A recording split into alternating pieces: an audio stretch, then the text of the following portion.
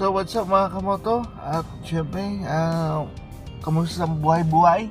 So tagal natin hindi nakapag-upload. Ngayon mag-upload na rin tayo kahit pa paano. Marami lang tayong pinagdaanan. So medyo nakompleto ko na yung tools. So pwede na tayong magkita-kita. Hindi lang sa YouTube. Pwede na kayo pumunta sa bahay, magpa-maintenance na inyong panggilid. Mga basic maintenance na muna tayo dahil meron din akong trabaho muna. So, side hustle muna to. Siyempre, sa mga gusto magpa-maintenance, visit tayo sa bahay. Tapos, i-visit nyo rin yung FB page natin na dyan, FIPMS Scooter. So, may mga followers na tayo dyan sa Facebook na yan. Message na lang ako dyan. So, magbibigay tayo ng schedule pag pang gabi tayo. Gumagawa tayo pag umaga. Tapos, pag pang umaga naman tayo, hindi na tayo gumagawa ng gabi kasi puyat ang abot.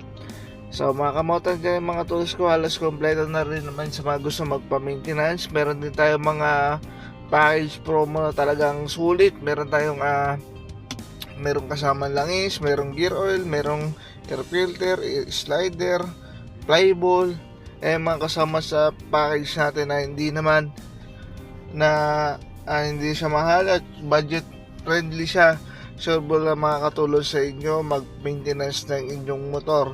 Makatipid kayo mga kamoto. At syempre sure na malinis yung gawa natin. I-check nyo na lang yung gawa natin sa John F5PMS Scooter.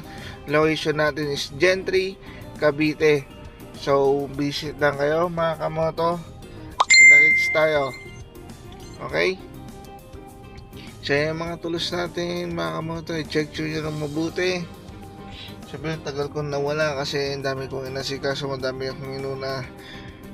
Nagsolusyonan pa ako sa aking mga problema sa buhay. Siyempre ngayon okay na tayo.